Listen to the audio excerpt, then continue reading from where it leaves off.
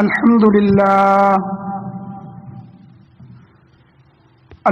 لله وكفى وسلام على عباده الذين اصطفى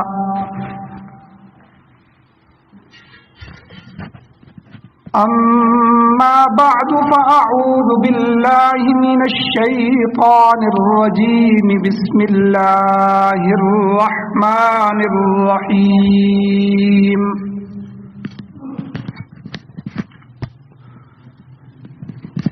وما كان لمؤمن ولا مؤمنة إذا قضى الله ورسوله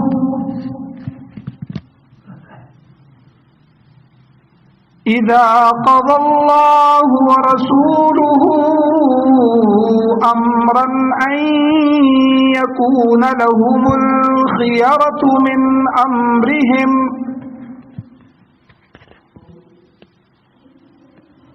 ومن يعص الله ورسوله فقد ضل ضلالا مبينا.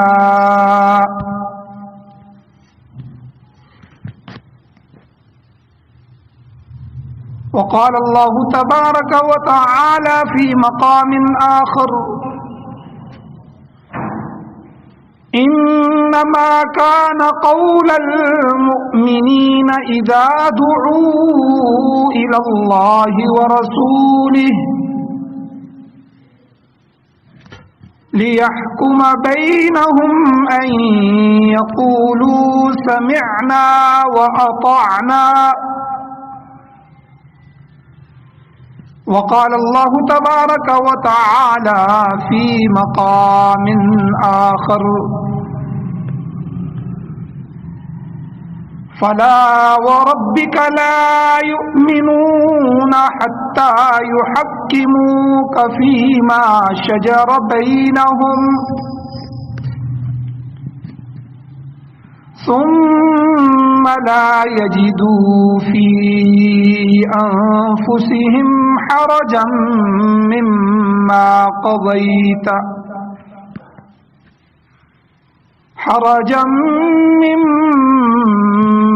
قضيت ويسلموا تسليما.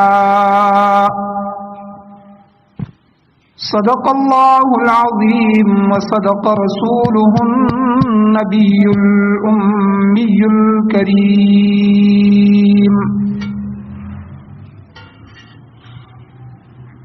میرے واجب الاحترام، میرے بزرگوں، میرے دوستوں، نوجوان ساتھیوں،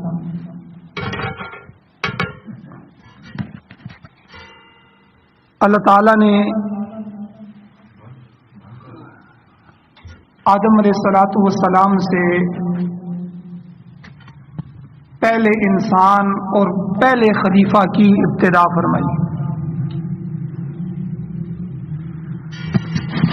اور اپنے پیغمبر کے ذریعے دنیا والوں کو اپنا تعارف کروایا،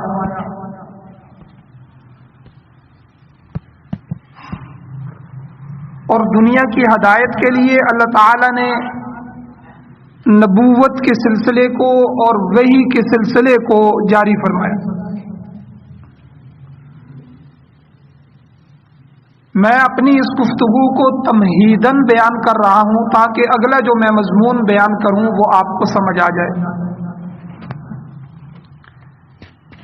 کہ پھر آدم علیہ الصلوۃ والسلام کے بعد دوسرے پیغمبر آئے، پھر تیسرے پیغمبر آئے، اسی طرح کم و بیش 1,24,000 پیغمبر اپنی اپنی قوموں کی طرف، اپنے اپنے علاقوں کی طرف، اپنے اپنے قبائل کی طرف، جس جس علاقے ایریے کی طرف اللہ نے ان کو منتخب فرمایا، وہ اللہ کا پیغام اور اللہ کی وحی لے کے اس قوم تک آئے.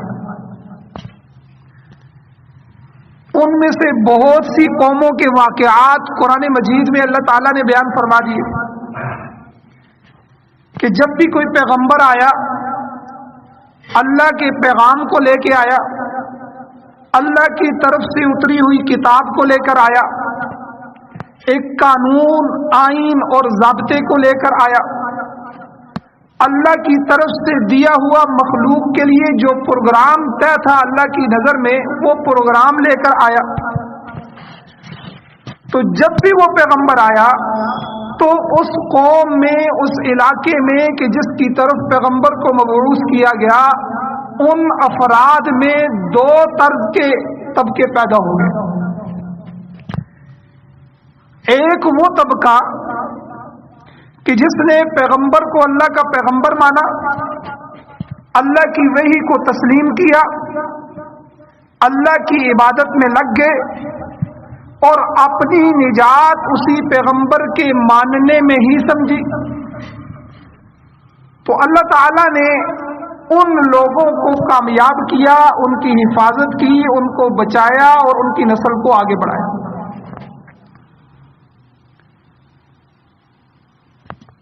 نوح علیہ الصلوۃ والسلام کے قوم شرک میں مبتلا ہو گئی، پیغمبر کو نہیں مانا، ان کی تعلیمات سے روح گردانی کی، منہ پھیر لیا۔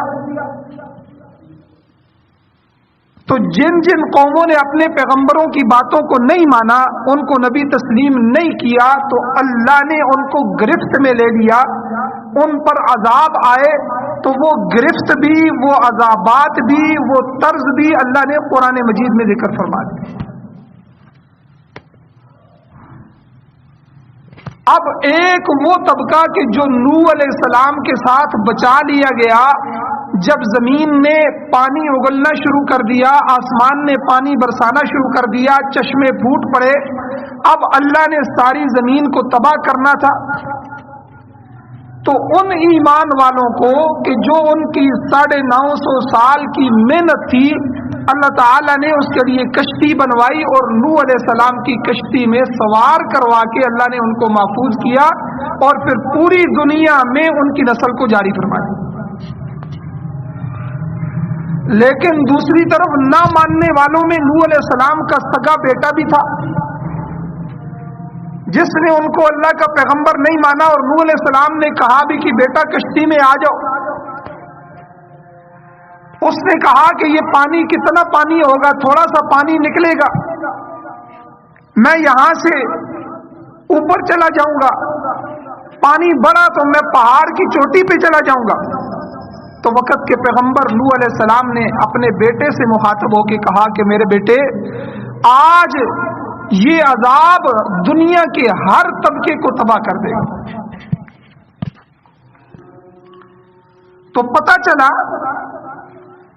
کہ 1,24,000 انبیاء کو جو بھیجا گیا، اللہ نے اپنی عبادت کو دکھلانے کے لیے، اپنا تعارف کروانے کے لیے، اور اس امت کی، ان لوگوں کی نجات کے لیے اللہ نے پیغمبروں کو بھیجا۔ اسی طرح آخر میں اللہ تعالیٰ نے خاتم النبیین، سرور کائنات، امام الانبیاء حضرت محمد الرسول اللہ صلی اللہ علیہ وسلم کو مبعوث فرمایا۔ اب جو پیغمبر بھی آتا رہا وہ اللہ کا خلیفہ بن کے آتا رہا، اللہ کا نائب بن کے آتا رہا، لیکن حضور علیہ الصلوۃ والسلام پر ان خلفاء، ان نائبین کا سلسلہ اللہ نے ختم کر دیا۔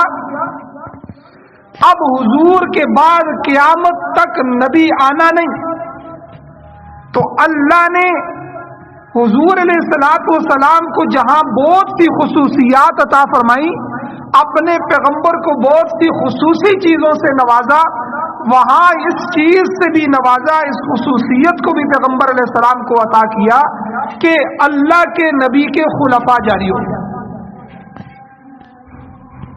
پہلے کسی نبی کا کوئی خلیفہ نہیں تھا، نبی دنیا سے چلا جاتا تو خلیفہ نہیں آتا، نیا پیغمبر آ جاتا، لیکن حضور کے بعد چونکہ نبوت ختم تھی، اب نبی نے آنا نہیں تھا، تو اللہ نے اپنے محبوب کو یہ احسان کرتے ہوئے یہ خصوصیت عطا فرمائی، یہ خصوصی کرم عطا فرمایا کہ اب خلفاء الرسول شروع ہو گئے کہ پیغمبر علیہ السلام کے خلیفہ۔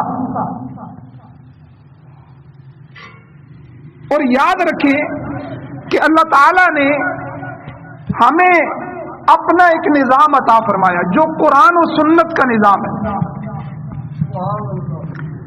اور ہمارے ملک میں کون سا نظام قائم ہے، دنیا میں اس وقت کون سا نظام قائم ہے، ہمیں سمجھنا چاہیے، ہمیں پتہ ہونا چاہیے. اس وقت چائنا، جاپان وغیرہ میں سیکولرزم ہے، وہ کہتے ہیں آزادی ہے، کوئی مذہب نہیں، کوئی چیز نہیں، کوئی معاملات نہیں. اور 100 سے زیادہ ممالک جو عیسائیوں کے ہیں، تو چونکہ عیسائی اور یہودی آسمانی مذہب رکھتے تھے، آسمانی تعلیمات رکھتے تھے، تو اس لیے ان کے ساتھ یہ دونوں چیزیں چلی ہیں. وہ اگرچہ مذہب سے نکل گئے ہیں اپنے دنیاوی معاملات میں، لیکن مذہب کو بالکل چھوڑ بھی نہیں سکے. اور کہیں دنیا میں بادشاہت قائم ہے، جیسے سعودیہ وغیرہ میں، لیبیا میں تھی، عراق میں پہلے تھی، پھر وہ ختم ہو گئی. اور کہیں سیکولرزم کا نظام ہے، کہیں ڈیموکریسی، جمہوریت چل رہی ہے. سب سے پہلے ہمیں یہ سمجھنا چاہیے کہ ہمارا اپنا اصل نظام کیا ہے اور ہمارے ملک میں رائج نظام کیا ہے. یہ دو الگ چیزیں ہیں. جمہوریت 17ویں صدی میں ایجاد کی گئی، کیونکہ اس سے پہلے بادشاہ تھی اور بادشاہ بڑے بڑے ظالم ہوتے تھے، ان کے اوپر کوئی قید نہیں تھی. تو عوام نے بغاوت کی کہ یہ ہمیں غلام بھی بنا لیتے ہیں، اپنے قانون ہوتے ہیں، پھر ایک بادشاہ جاتا ہے تو دوسرا اس کا بیٹا آ جاتا ہے، پھر تیسرا، پھر ہم. عوام نسل در نسل بادشاہت کے اندر چل رہی ہے. تو اس بادشاہت کو ختم کر کے جمہوریت کو لایا گیا کہ عوام کی حکومت ہونی چاہیے. یاد رکھیں، یہ بھی انگریز کا نظام ہے، یہ بھی یورپ کا نظام ہے، یہ مغرب کا نظام ہے، یہ طاغوتی اور شیطانی نظام ہے جمہوریت، یہ اسلامی نظام نہیں ہے. 200-250 سال پہلے سے، 17ویں صدی سے پہلے جو ہے یہ نظام نہیں تھا. 17ویں صدی عیسوی، تو یہ چند 100 سال، چند صدیوں سے یہ نظام آیا ہے. ہمارا نظام وہی ہے جو آدم علیہ السلام سے تسلسل سے، جب سے پہلا انسان پیدا ہوا تو اللہ نے اپنی وحی، اپنی کتاب، اپنا پیغمبر اور اپنی ہدایات اس پیغمبر کے ساتھ اس قوم کے لیے. اسی طرح جب حضور علیہ السلام تشریف لائے تو حضور علیہ السلام کا ایک پیغام تھا، ایک قرآن تھا، ایک وحی تھی، حضور کے ارشادات تھے، حضور کے فرامین تھے.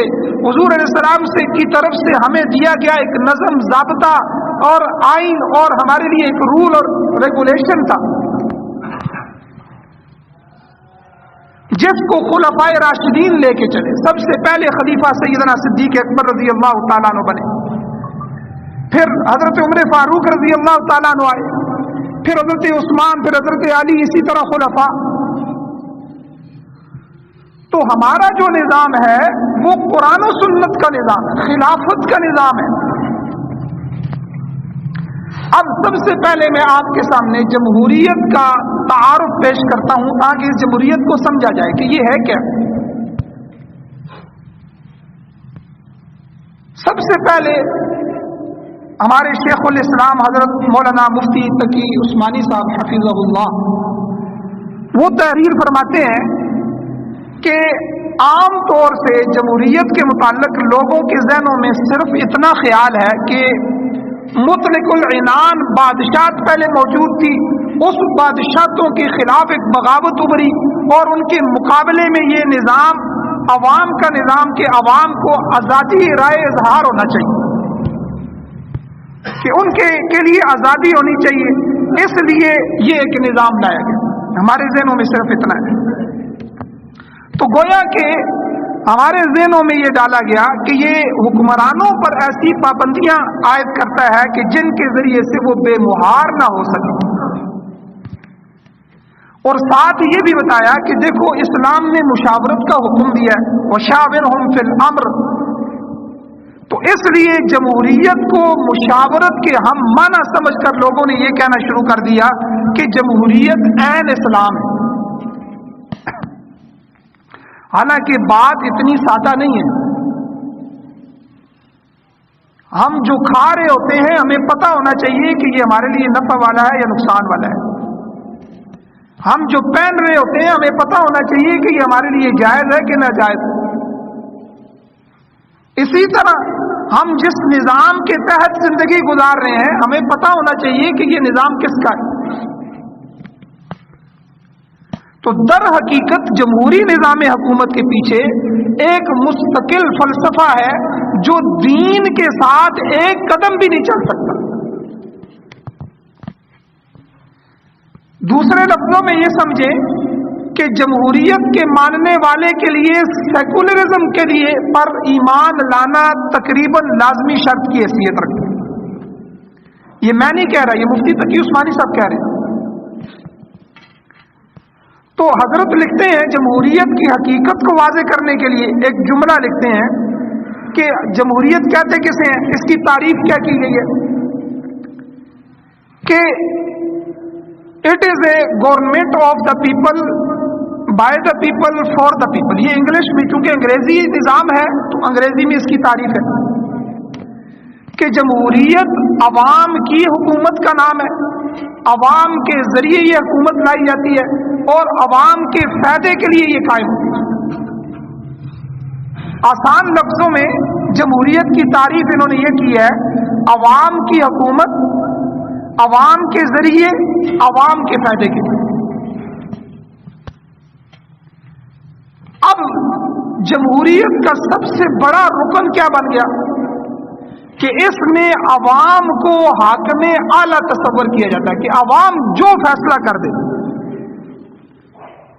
یعنی عوام کا ہر فیصلہ جو کثرت رائے کی بنیاد پہ ہو کہ زیادہ کثیر تعداد میں جو فیصلہ کر دیں وہ واجب ہو جاتا ہے، وہ جو ضروری ہو جاتا ہے. اور اس فیصلے کو جہاں جمہوریت قائم ہوتی ہے ضروری سمجھا جاتا ہے اور اس کو ناقابل تنسیخ سمجھا جاتا ہے کہ یہ منسوخ بھی نہیں ہو سکتا. اور کثرت رائے کے اس فیصلے پر کوئی قدغن بھی نہیں لگا سکتا، کوئی بات بھی نہیں کر سکتا، کوئی اعتراض بھی نہیں کر سکتا، کوئی پابندی بھی اس پہ عائد نہیں کی جا سکتی. یہ آئین بن گیا ہے. اگر دستور حکومت عوامی نمائندوں کے اختیار قانون سازی پر کوئی پابندی بھی عائد کر دے کہ یہ عوام جو چن رہی ہیں، یہ چناؤ کر رہے ہیں، اس پر ہم یہ پابندی عائد کرتے ہیں، تو یہ پابندی اس لیے واجب التعمیل نہیں ہوتی کہ یہ عوام سے بالا تر کسی اتھارٹی کی طرف سے لگائی گئی ہے یا یہ اللہ کا حکم ہے جسے ہر حال میں ماننا ضروری ہے، بلکہ یہ صرف اس لیے واجب التعمیل سمجھی جاتی ہے کہ یہ پابندی خود کثرت رائے نے عائد کی ہے. زیادہ لوگوں نے یہ کہا ہے اس لیے اس کو قانون بنا دو. لہذا اگر پھر کسی نئی حکومت میں یا اسی حکومت کے آخری دور میں کثرت رائے کی وجہ سے اس کو قانون کو پھر منسوخ کرنا چاہیں تو منسوخ بھی کر سکتے ہیں. تو خلاصہ یہ ہے کہ جمہوریت نے کثرت رائے کو معاذ اللہ خدائی کا درجہ دے دیا کہ زیادہ لوگ مل کے جو بھی کہنا چاہیں، جو بھی کرنا چاہیں، جمہوریت میں وہی قانون بنے گا. اب اسی بنیاد پہ مغربی ممالک میں بد سے بدتر قوانین کثرت رائے کے زور پر مسلسل نافذ کیے جاتے رہے ہیں اور آج تک نافذ کیے جا رہے ہیں. آپ دیکھیں زنا جیسی بدکاری، اس سے لے کر ہم جنسیت تک کتنے گنہونے جرم ہیں، کتنے گنہونے گناہ ہیں کہ بندہ تصور بھی نہیں کر سکتا. مرد مرد کے ساتھ، عورت عورت کے ساتھ زنا کرے، شادیاں کرے، باقاعدہ ان کے ہم جنس سوسائٹیاں بنائی جائیں. تو یہ سارا کچھ یورپ میں کس طرح ہوا کہ بھائی کثرت کے ساتھ لوگ کہتے ہیں، لوگوں نے کہا جی ہمارا حق ہے، ہمیں ملنا چاہیے، آزادی رائے ہے. انہوں نے آزادی رائے سے حق مانگا، ہم نے ووٹنگ کی، ووٹنگ کرنے کے بعد اسمبلی میں انہوں نے کہا کہ ٹھیک ہے تو بس ٹھیک ہو گیا. اب اس کا نقصان پاکستان میں ہمیں کیا ہوا؟ بہت سارے ایسے قانون جو فطرت کے خلاف ہے، مذہب نہیں، مذہب کے خلاف تو ہے ہی ہے، دین کے خلاف تو ہے ہی ہے، وہ آدم علیہ السلام سے لے کر حضور تک جو تعلیمات ہیں جو اللہ نے اب نبی علیہ السلام کو اس امت کے لیے دی ہیں، اس کی بغاوت میں تو وہ قانون ہے ہی ہے، لیکن شریف آدمی کی شرافت کے بھی خلاف، اخلاقی حرکات سے بھی ہٹ کے غیر اخلاقی حرکات، گنہونے جرم ہیں. لیکن اس پاکستان کے ملک میں جہاں یہ کلمہ لا الہ الا اللہ کی بنیاد پہ یہ ملک حاصل لیا گیا، اس ملک کو قائم کیا گیا، اس میں وہ کثرت رائے کی وجہ سے جمہور کہتے ہیں، جمہوریت نے ووٹنگ میں کہا ہے تو ہم نے اس کو نافذ کر دیا. مثال میں پیش کرتا ہوں، ابھی پچھلی حکومت میں ایک بل اسمبلی میں پیش کیا گیا کہ کچھ لوگ ہیں جو مرد عورت بننا چاہتے ہیں، عورتیں مرد بننا چاہتی ہیں، جنس تبدیل کرنا چاہتے ہیں، ٹرانسجینڈر، اپنا جینڈر، اپنی جنس کو وہ ٹرانس کرنا چاہتے ہیں، اس کے تبادلے میں دوسری لانا چاہتے ہیں. اب یہ قانون بندہ سوچ بھی نہیں سکتا، قرآن اور حدیث اور دین اور شریعت کے تو خلاف ہے ہی ہے، یہ تو اخلاق کے بھی خلاف ہے، یہ تو فطرت کے خلاف ہے. اللہ نے مرد کو مرد پیدا کیا، اللہ نے عورت کو عورت پیدا کی. اب تینوں بڑی پارٹیوں نے، ہم لوگ بے وقوف ہیں، دین سے بھی دور ہیں اور اس نظام کو بھی نہیں سمجھ سکے کہ یہ تو کافروں کا نظام ہے جس کا ہم حصہ دار ہیں. تینوں بڑی پارٹیوں نے، جو ملک کی بڑی پارٹیاں تھیں، بظاہر آپس میں دشمن بنی ہوئی تھی، لیکن یہ قانون جب یورپ کی طرف سے اس پر آیا کہ ہم آپ کو ایڈ بھی دیں گے، امداد بھی دیں گے، ایسے قوانین اپنے ملک میں پاس کرو، تو انہوں نے تینوں نے مل کے، مذہبی لوگ وہاں شور ڈالتے رہے لیکن مل کے اس ملک کا حصہ بنا دیا گیا. اب آپ پاسپورٹ بنانے کے لیے جائیں، شناختی کارڈ بنانے کے لیے جائیں، پہلے 2 خانے ہوتے تھے، میل فیمیل، مرد ہیں یا عورت ہے، اب 3 خانے ہو گئے ہیں، آپ مرد ہیں، عورت ہیں یا ٹرانسجینڈر ہیں. اب آپ بتائیں نا، آئندہ چل کے اسی قانون کے تحت ایک لڑکا کاغذوں میں لڑکی بن جائے گا کہ میرا نام، میرا پتہ، میرا شناختی کارڈ لڑکی کے نام پہ ہے، میں لڑکی ہوں جی، اور دوسرا لڑکا لڑکا ہی رہے گا، اور باقاعدہ اسی قانون کے تحت ان کا نکاح کرا دیا جائے گا. یہ میں پاکستان کی بات کر رہا ہوں، میں یورپ کی بات نہیں کر رہا، اور اسی جمہوریت کے تحت ہوا ہے. تو بے شمار قانون کیا ہے جی کہ حاکمیت، یاد رکھیں اسلام کے نزدیک حاکمیت اللہ کی ذات کی ہے. سب سے بڑا حاکم جس کا حکم نافذ ہو سکتا ہے، اللہ قرآن میں کہتے ہیں واللہ یحکم لا معاقب لحکمہ، کہ اللہ حکم کو دینے والا ہے، اللہ حکم کو نافذ کرنے والا ہے، اور اللہ کے حکم کے بعد کسی کو کسی تبصرے کی گنجائش ہی نہیں کہ اس میں یہ ہو جانا چاہیے، اس میں وہ ہو جانا چاہیے، اتنا ہو جانا چاہیے، یہ کر لیں تو یہ ہو جائے گا، وہ کر لیں تو وہ ہو جائے گا، دنیا ناراض ہو جائے گی، ہم پیچھے رہ جائیں گے، ہمیں ایڈ نہیں ملے گی، بھوکے مر جائیں گے، فلاں ہوگا. اسلام میں اس کی گنجائش نہیں کہ اللہ نے قانون بنا دیا تو حاکمیت اعلیٰ اللہ کی ہے.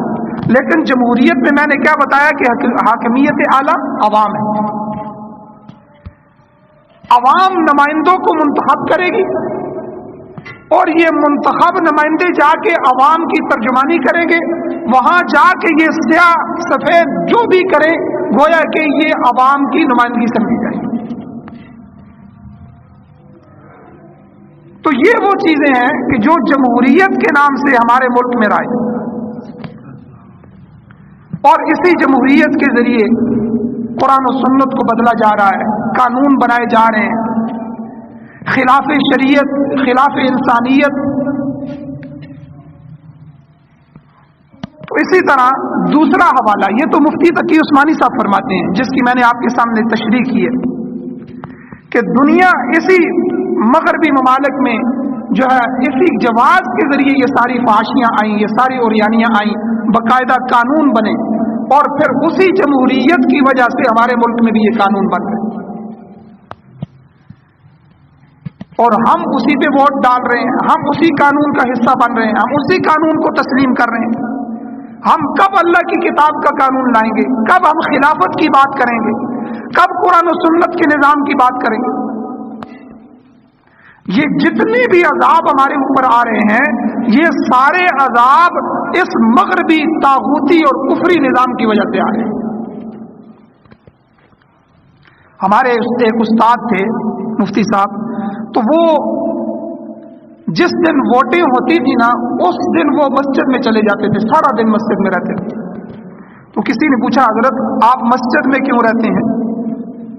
تو انہوں نے کہا کہ دیکھو، ایک ہے اللہ کا نظام جو پیغمبر علیہ السلام کے ذریعے سے ہمیں ملا، اور ہر نبی آدم علیہ السلام، جب سے انسانیت قائم ہے کہ جو بھی نبی آیا اس کے جو ماننے والے تھے اللہ نے ان کو کامیاب کیا، جو نہیں ماننے والے تھے اللہ نے ان کو تباہ کیا۔ تو نبی علیہ السلام کی قوم کے لیے بھی یہی فرمولہ ہے، اس امت کے لیے بھی یہی فرمولہ ہے کہ اگر یہ اپنے پیغمبر کو نظام کو نافذ کرتی ہے، اپنے پیغمبر کے نظام قرآن و سنت کو لے کے چلتی ہے، تو اللہ دنیا میں بھی کامیاب کرے گا، آخرت میں بھی کامیاب کرے گا۔ لیکن اگر انہیں اللہ کا پیغام، اللہ کا قرآن، اللہ کا نظام پسند نہیں ہے، اس کے مقابلے میں مغرب کا جمہوریت کا نظام لے کے آتے ہیں، تو گویا کہ یہ اللہ کے نظام کے مخالف، اللہ کے نظام کے مقابلے میں ہے۔ اللہ ہر اس قوم کو دنیا میں بھی تباہ کرے گا اور آخرت میں بھی تباہ کرے گا۔ آپ افغانستان کو دیکھیں کہ ساری دنیا ان کے مخالف ہو گئی، 60 سے زیادہ ملک وہاں آئے 1997-98 میں جو اسلامی نظام تھا اس کو ختم کر کے جمہوریت نافذ کی۔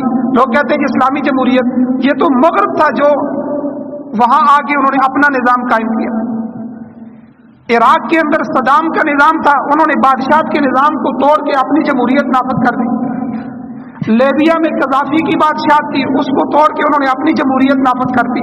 وہ تو اپنے نظام کے لیے کوشش بھی کر رہے ہیں، ملکوں کو توڑ رہے ہیں اور بربادیاں کر رہے ہیں، سب کر رہے ہیں کہ جمہوریت ہی نافذ ہوگی۔ ہم نے قرآن و سنت کے نفاذ کے لیے کیا کیا ہے؟ ہم نے اللہ کی کتاب کے لیے کیا کیا ہے؟ ہم نے نبی صلی اللہ علیہ وسلم کی تعلیمات اور ضوابط کو لاگو کرنے کے لیے کیا کیا ہے؟ تو وہ استاد فرماتے تھے کہ میں اس لیے مسجد میں ہوتا ہوں کہ اللہ نہ کرے کہ جو ووٹ دینے والا جا کے ووٹ پہ انگوٹھا لگاتا ہے تو وہ یہ تسلیم کرتا ہے کہ اے اللہ تیرے نظام کے مقابلے میں مجھے یہ نظام قبول ہے۔ انگوٹھا لگانا کہ میں اس کو صحیح سمجھتا ہوں، میں اس کو قبول کرتا ہوں۔ اب گویا کہ یہ اللہ کے غصے کو بڑھانا ہے۔ اللہ نے جس طرح پہلے لوگوں کو ملیا میٹ کیا، تو اللہ اپنے نظام کے سامنے آنے والوں کو ملیا میٹ کرتا ہے۔ آج وہ 60 ممالک کہاں ہیں جنہوں نے افغانستان میں 20 سال جنگ کی؟ دنیا کی ساری ٹیکنالوجی ان کے پاس تھی، دنیا کے سارے وسائل ان کے پاس تھے، دنیا کے سارے ذرائع ان کے پاس تھے، لیکن اللہ تمہیں دکھلانا چاہتا تھا۔ یہ میں ماضی کی بات نہیں کر رہا، 15ویں 14ویں صدی کی باتیں نہیں کر رہا، میں انہی سالوں کی بات کر رہا ہوں۔ ہم نے اپنی آنکھوں سے اس نظام کو دیکھا کہ چند گنے چنے لوگ، دنیا نے ان کی تعداد بھی پیش کی کہ چند گنے چنے لوگ تھے، وہ ڈٹ گئے کہ ہم نے اس ملک میں قرآن و سنت کا نفاذ ہی لے کے آنا ہے۔ تو اللہ تعالیٰ نے تھوڑی سی قربانیوں کے بعد ان کو وہ نظام دے دیا۔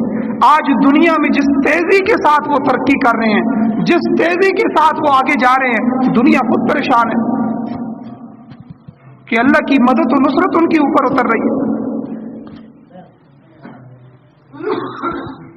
تو یہ جمہوریت ہے۔ جمہوریت کا خلاصہ میں نے آپ کے سامنے پیش کیا۔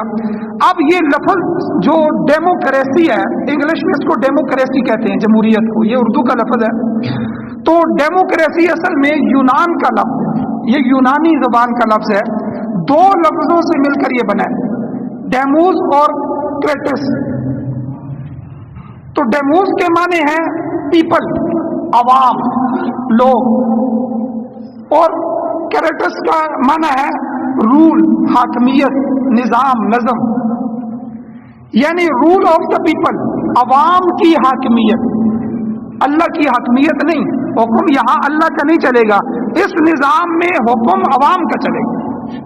مثال میں نے آپ کے سامنے پہلے پیش کر دی، عوام نیچے سے نمائندے چنتی ہے انگوٹھے لگا کے، وہ نمائندے اوپر جاتے ہیں، وہ عوام کی ترجمانی کرتے ہیں، اور ترجمانی کرتے ہوئے پھر اسی طرح کے بل پاس کرتے ہیں۔ اب خالی حکمران تو اس میں شریک نہ ہوئے نا، جن نمائندوں کو انگوٹھا لگا کے آپ نے چنا ہے، وہ نمائندہ جا کے اوپر گناہ کرتا ہے، زنا کا بل بنا دیتا ہے، کسی نہ کسی طرح کسی گناہ کو وہاں بل کی صورت میں پاس کر دیتا ہے، اس نمائندے کو تو آپ نے چنا ہے، آپ اس کی گناہ میں برابر کے شریک ہیں۔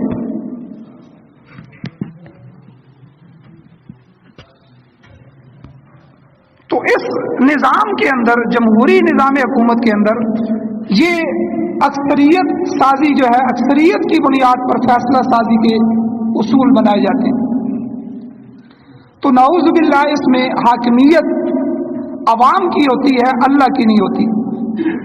اب علم اور تقوی کے اعتبار سے فرق ہونے کے باوجود بھی سب کی، یعنی جاہل اور عالم سب کی ووٹ ایک جیسی برابر ہے۔ وقت کا وزیر اعظم ہے، اس کی ووٹ اور ایک چنگر جو ہے اس کی ووٹ برابر ہے۔ یہ جمہوریت کا نظام ہے۔ تو علماء نے لکھا ہے کہ مغربی جمہوریت میں 5 چیزیں ایسی ہیں جو شرعاً جائز نہیں، شریعت اس کی قطعاً اجازت نہیں دیتی، اسلام اس کی قطعاً اجازت نہیں دیتی۔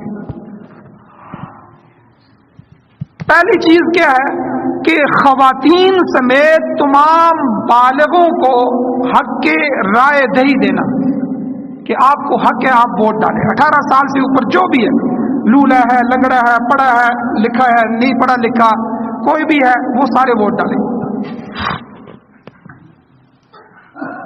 حالانکہ یاد رکھیں، اسلام میں عورت بادشاہ نہیں بن سکتی، عورت نبی نہیں بن سکتی، عورت کوئی کسی عہدے پہ نہیں آ سکتی، کوئی وزیر، کوئی چیئرمین نہیں بن سکتی، عورت امام نہیں بن سکتی، عورت مؤذن نہیں بن سکتی، اذان نہیں دے سکتی۔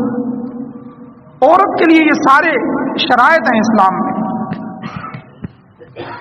عورت کو حقوق دینا کہ رائے حق دے کہ آپ اپنی رائے استعمال کرتے ہوئے اپنے لیے وزیر اعظم چنیں، یہ شریعت میں جائز نہیں،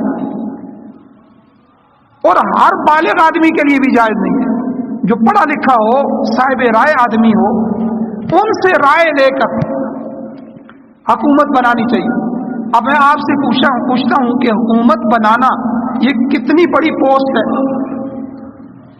کہ ہم عام سے کسی محکمے کے لیے لوگوں کو اس سے رائے لیتے ہیں؟ نہیں لیتے۔ ہم ہر عام سے محکمے کے لیے بھی اس محکمے کے جو ماہرین ہوتے ہیں ان ماہرین کی سے رائے لیتے ہیں۔ اگر میں نے مکان بنانا ہے تو میں نے اس کے ماہرین، مستری ہیں، انجینئر ہیں، میں ان سے مشورہ کروں گا۔ اور اسی طرح کوئی بھی جو اس شعبے کے ماہرین ہوتے ہیں ان ماہرین سے رائے لے کر وہ محکمہ بنایا جاتا ہے۔ اور اتنی بڑی غفلت جمہوریت میں کہ ایک حکومت حاکم وقت بنانے کے لیے ہر ایک کو اختیار دے دیا جاتا ہے۔ یاد رکھیں، شرعاً اس کی اجازت نہیں، یہ پہلی چیز۔ پھر دوسرے نمبر پر ہر ایک کا ووٹ ایک ہی قیمت کا ہوتا ہے۔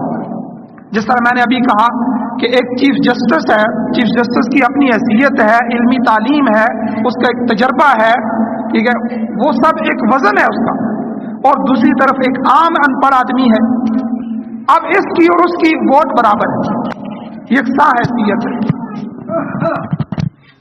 اور تیسرے نمبر پر جو درخواست برائے نمائندگی ہوتی ہے، کون سا نمائندہ کھڑا ہوگا وہ درخواست دے، وہ اور اس کے جتنے بھی لوازمات ہیں یہ سارے اسلام کے خلاف۔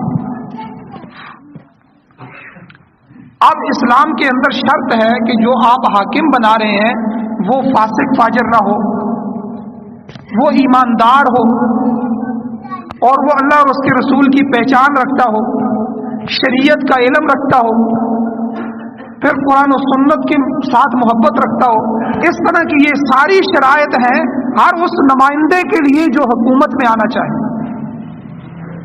لیکن جمہوریت میں اس سے کوئی غرض نہیں ہے کہ کوئی عقائد کے لحاظ سے کیسا ہے، کوئی لبرل ہے، کوئی دہریہ ہے، کوئی کسی طرح کا بھی ہے، کوئی ختم نبوت کا بھی منکر ہے، کوئی بھی ہے، بس وہ 18 سال سے اوپر ہے اور اس کی یہ شرائط پوری ہے تو وہ اپنے آپ کے لیے نمائندہ آ سکتا ہے، درخواست دے سکتا ہے۔ اور اسی طرح چوتھے نمبر پہ سیاسی پارٹیوں کا وجود۔ یہ جو مختلف پارٹیاں بنائی جاتی ہیں نا، یہ لوگوں کو لڑانے کے لیے بنائی جاتی ہیں۔ جب تک آپ برادری کی آگ نہیں لگائیں گے، برادری کا نام لے کے دوسری برادری کو ٹارگٹ نہیں کریں گے، آپ ووٹ ہی نہیں لے سکتے۔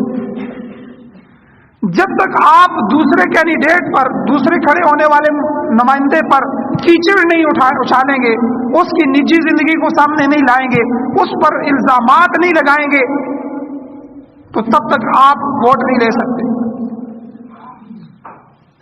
اس کے علاوہ جو کچھ ہوتا ہے وہ آپ ہم سے زیادہ جانتے ہیں۔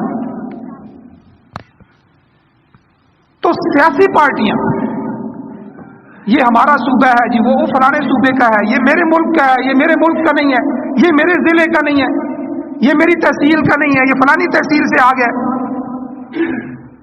لسانیت، صوبائیت، یہ جتنے بھی جھگڑے کھڑے کیے جاتے ہیں یہ صرف اور صرف ووٹنگ کے لیے کیے جاتے ہیں۔ تو اسلام میں سیاسی پارٹیاں نہیں ہیں، اسلام میں ایک خلیفہ ہوتا ہے، ماہرین اٹھتے ہیں، اس خلیفہ کو چن لیتے ہیں۔ آپ دیکھیں نبی علیہ الصلوۃ والسلام دنیا سے تشریف لے گئے تو آپ علیہ الصلوۃ والسلام نے اشارے فرما دیے کہ اپنی بیماری کی حالت میں سیدنا ابوبکر صدیق رضی اللہ تعالیٰ عنہ کو مصلی پہ کھڑا کیا، لیکن خود طے نہیں کر کے گئے۔ اب ثقیفہ بنی ساعدہ میں جو صحابہ کرام جمع ہو گئے، ان میں اختلاف ہو گیا۔ بعض نے کہا کہ مہاجرین میں سے ایک خلیفہ ہونا چاہیے، دوسروں نے کہا انصار میں سے بھی ایک ہونا چاہیے۔ پھر یہ معاملات اختلاف رائے ہو جاتا ہے، جب چیز طے ہوتی ہے تو مختلف رائے ہوتی ہے، وہ جھگڑا نہیں ہوتا، وہ اختلاف رائے ہوتا ہے۔ اب وہ صحابہ اکرام میں سے حضرت عمر رضی اللہ تعالیٰ تشریف لائے اور انہوں نے آ کے سیدنا صدیق اکبر رضی اللہ تعالیٰ کے ہاتھ پہ بیعت کی، پھر مہاجرین نے بھی کر دی، انصار نے بھی کر دی، سب صحابہ نے کر دی اور ایک خلیفہ بن گئے۔ اب 1.5 لاکھ سے زیادہ صحابہ موجود تھے، سب کو نہیں جمع کیا گیا، سب سے نہیں ووٹیں لی گئی، ماہرین جمع ہوئے، مہاجرین اور انصار میں سے بڑے بڑے صحابہ جمع ہوئے، سیدنا صدیق اکبر رضی اللہ تعالیٰ کو خلیفہ بنا دیا۔ اب خلیفہ کی کوئی مدت نہیں ہے کہ 5 سال کے بعد خلیفہ ختم، اسلام میں خلیفہ موت تک ہے۔ سیدنا ابوبکر صدیق 2 سال ان کی زندگی تھی، اس کے بعد 2 سال خلیفہ رہے۔ حضرت عمر رضی اللہ تعالیٰ عنہ آئے، 10 سال تھی، اور پھر ان کے بعد حضرت عثمان آئے، ان کی 11 سال زندگی تھی تو 11 سال خلیفہ رہے۔ تو اسی طرح حضرت علی رضی اللہ تعالیٰ عنہ آئے تو اپنی شہادت تک خلیفہ رہے۔ خلیفہ جب قائم ہوتا ہے تو وہ قرآن و سنت کا پابند ہوتا ہے، وہ 50 سال بھی زندہ رہے تو وہ امت کا خلیفہ ہوتا ہے۔ اور پھر اس کے بعد دوسرا انتخاب کس طرح ہوا؟ حضرت ابوبکر صدیق جب فوت ہونے لگے تو انہوں نے اپنا نائب حضرت عمر کو خود منتخب کر کے گئے اور کہا کہ میں اللہ کے سامنے اس اگر بندے کا جواب دینا چاہوں تو میں جواب دے سکتا ہوں، اس لیے میں اپنے اس ایمان اور اس علم کی بنیاد پر اور نبی علیہ السلام کی محبت اور دین اور شریعت کے ضابطے کی بنیاد پر میں حضرت عمر کو خلیفہ بنا کے جا رہا ہوں۔ انہوں نے تو یہ بھی نہیں ہونے دیا، خود خلیفہ بنا گئے۔ پھر جب حضرت عمر کو خنجر لگا مصلی رسول پہ، شہید ہونے لگے تو سمجھ گئے کہ اب میری زندگی کم ہے، تو 6 صحابہ اکرام کو انہوں نے منتخب کیا کہ میرے مرنے کے بعد یہ 6 صحابہ بیٹھ جائیں اور اپنے میں سے کسی ایک کو خلیفہ منتخب کر کے باہر نکلیں۔ اسی طرح ہوا، حضرت عمر شہید ہو گئے، ان کی تدفین ہو گئی، یہ 6 صحابہ بیٹھے، انہوں نے مل کے مشورے سے حضرت عثمان غنی رضی اللہ تعالیٰ عنہ کو خلیفہ بنا دیا۔ یہ اسلام میں سیاسی پارٹیاں شرطیاں نہیں ہیں، یہ سارا دھوکہ ہے۔ اور اسی طرح 5ویں چیز کثرت رائے سے فیصلہ، جس طرح میں نے پہلے کہا کہ جو زیادہ کہیں گے اسی کے مطابق، یہ چیز نہیں ہے اسلام کے اندر۔ اسلام میں جو قرآن و سنت کے مطابق کہے گا، اللہ نے کہہ دیا ہے، اللہ کے رسول نے کہہ دیا ہے، قرآن سنت شریعت یہ جو ہمارا فیصلہ کرے گی، ہمیں منظور ہے نہیں منظور ہے، ہمارا دل چاہتا ہے نہیں چاہتا، ہم نے اس کو لاگو کرنا ہے اور اس کے مطابق زندگی گزارنی۔ تو اس لیے میرے بھائیوں اس نظم کو سمجھ لیں کہ ہم ابھی جو الیکشن آ رہے ہیں کہ ہم کس نظام میں چل رہے ہیں، ہمارا نظام ہے کیا، ہمیں دھوکے کس طرح دیے جا رہے ہیں، ہمیں کرنا کیا چاہیے۔ اللہ تعالیٰ سے دعا ہے اللہ ہمیں عمل کی توفیق عطا فرمائے، نبی علیہ السلام کی سنت سے، آپ کی سیرت سے، آپ کے لائے ہوئے نظام سے، اللہ قرآن و سنت سے ہمیں محبت نصیب فرمائے، اسی کے مطابق اللہ ہمیں زندگی گزارنے کی توفیق عطا فرمائے۔ وآخر دعوانا الحمد للہ رب العالمین۔